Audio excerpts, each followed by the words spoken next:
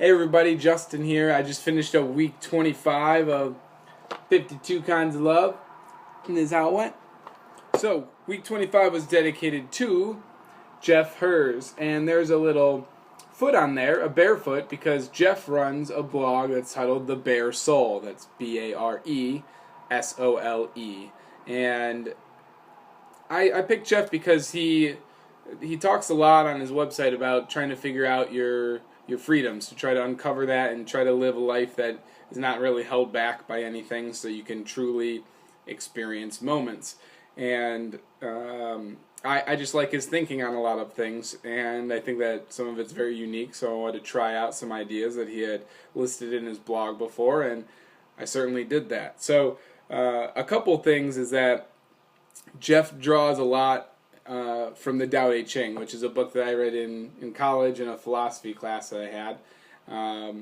So I was trying to get back into that mindset, and I didn't read this week because I was reading Jeff's draft of his ebook. So he sent me that, and I was looking at all the different chapters in that, and they're about different things that you can do in your life to kind of uncover those freedoms.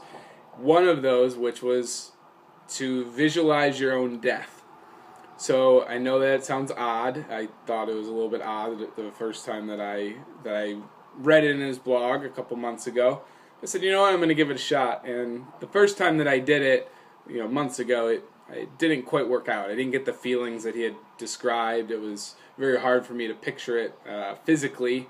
I could get into it emotionally, but not quite physically to really imagine my death. But what Jeff kind of wants from this experience is to face that head on, so that when you go through the rest of your life, you have to be aware that death could come at any moment. So why aren't you living your life to the fullest in every single moment?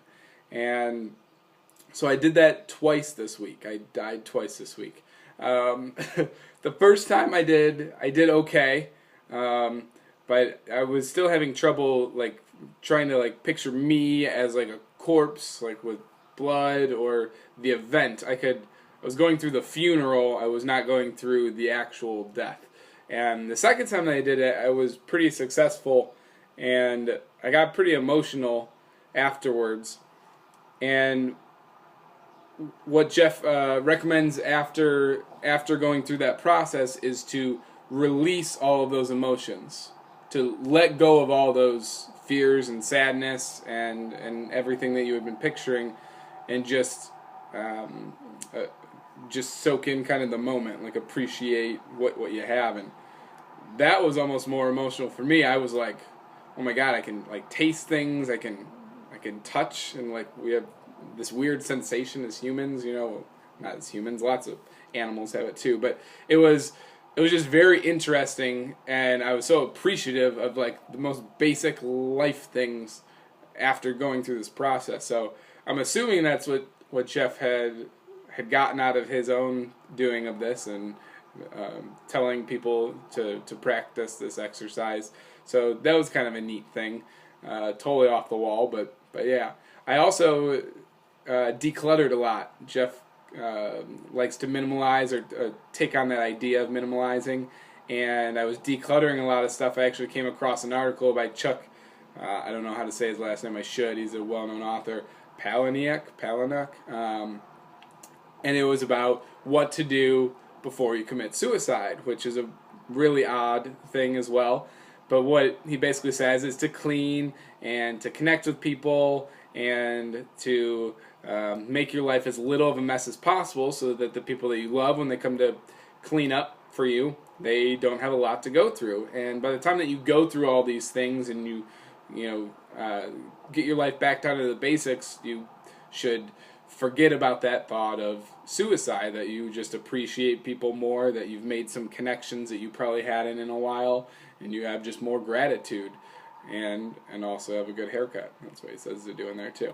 But so it was weird that as I was decluttering, I found that, and that connected. That was probably just an hour ago, so that was kind of cool too. But during the week, I caught up with Jeff. We had lunch.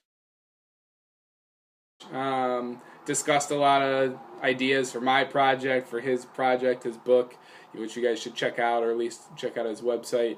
and it was good to just get him back in my life. I feel like he kind of disappeared for a little bit, but yeah, it was cool because Jeff just puts out different ideas to challenge yourself. Like about 2 years ago, he quit his job.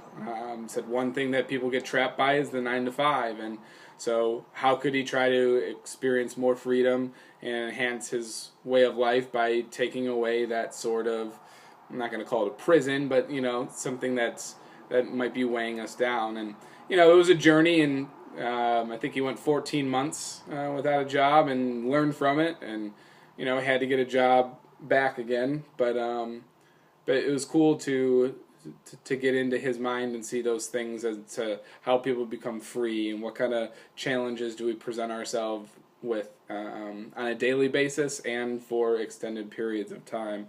I also tried to go barefoot for as much of the week as I could. I wore my Vibrams, those finger or the toe shoes. Yeah, so I just declutter a lot. I tried to get some stuff back down to the basics, and it was a good week. And I did a lot of reading and soul searching and a lot of internal things this week. So yeah, that's how it went.